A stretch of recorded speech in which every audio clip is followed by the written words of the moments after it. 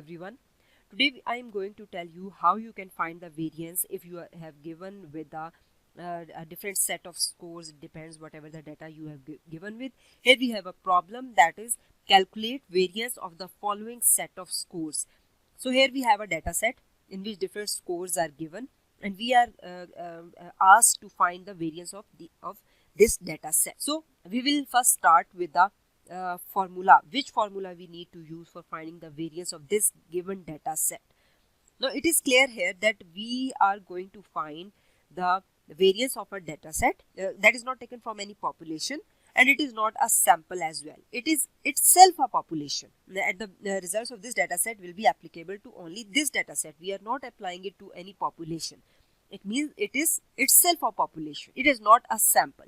So the formula that we will use here will be, as I told you in my previous lecture, that for sample variance you have to use a different formula, and for population variance you have to use a different formula. So the formula here will be sigma square, that is for the population variance, is equals to sum of I is equals to 1 to n, and then we have xi minus mu whole square divided by n. So this is for the population. We will use this formula by opening it from this summation sign so that you can easily understand it. So what will be the step number 1? I'll tell you the steps here to understand how you can find the variance by hand if you are given with the data set. So the step 1 is, first you have to identify the formula. So once you have got the formula, you have to see what is given and what you have to find. So what is step 1 is, you have to note down that what is given. So we have the n, that is the count of the number of values in the given data set. So what is n?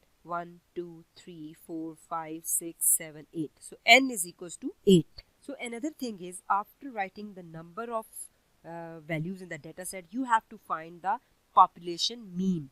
So the population mean is, that is mu, can be found by, just like you use to find the average of all the values, that is 11 plus 17 plus 14 plus 10 plus 13 plus 8 plus 7 plus 14 divided by n, that is 8. So it will be equals to, mu is equals to 94 divided by 8, that will be equals to 11.75. So this will be the value of population mean. Now the next step is, step number 2 is, you have to make a table so that you can easily calculate the different values. That is basically, this part of the formula. So let's see how you can do that. So this is how you have to make a table. The first column is xi, that is this value of the formula. So for xi basically are the data values in the given data set. So I represent the index or the location. You can say this is at the location 1, this is 2, 3, 4, 5, 6, 7, 8. So it will start from I is equals to 1 to I is equals to 8. So first of all we will have x1, this is x1, that is 11, then we have x2, that is 17, then x3, that is 14, then x4, that is 10, then we have x5, that is 13, then x6, that is 8, then x7, that is 7, and then x8, that is 14. So this is x8. So these are the data values. Then in the next column, you have to subtract that data value from the population mean. And what is the population mean? This is the population mean that you have to use in order to subtract it from the data values. So we'll subtract it one by one. 11 minus 11.75 will be minus 0.75. Then 11.75 minus 17 will be minus 5.25. Then 11.75 minus 14 will be minus 2.25. Then 11.75 minus 10 will be 1.75. Then 11.75 minus 13 minus 1.25. Then 11.75 minus 8, it will be 3.75. Then 11.75 minus 7, it will be 4.75.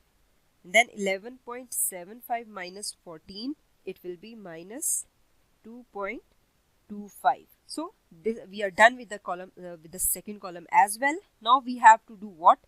We have to take the square of these values. so that we can get rid of the negative values as well. So we have taken the square of all the values of the second column into the third column. So we are done with this portion of the formula. So once we are done with this, we have to do what? We have to find the sum of all these values, because here we have a summation sign which shows you have to add all the values. So if we add all the values here, it means sum of square, it will be equals to 79.5. So in the step 2, we have to divide this 79.5 with n in the formula.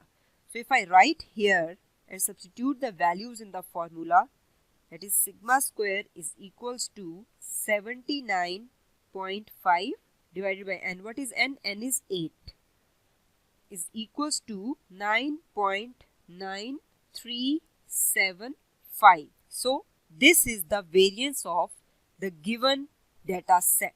So this is how you can find the variance of any given data set by following these two steps that are very easy to understand, and this is the simplest method to find the variance of the given data set. And keep this in mind that you should see that the given data set is either a sample or the population in order to select the formula that will be used to find the variance. Another important thing regarding the values of variance is high variance refers to high variability. That means that the data is more spread out. It means that the data is more inconsistent, while low variance means that there is low variability in the given data set, and the most of the data is around the mean, and the data is consistent as well, while zero variance refers to that data is identical. There is no variation in the given data set. So this is how you can interpret the values of the variance. So that's all from today's lecture. Thank you.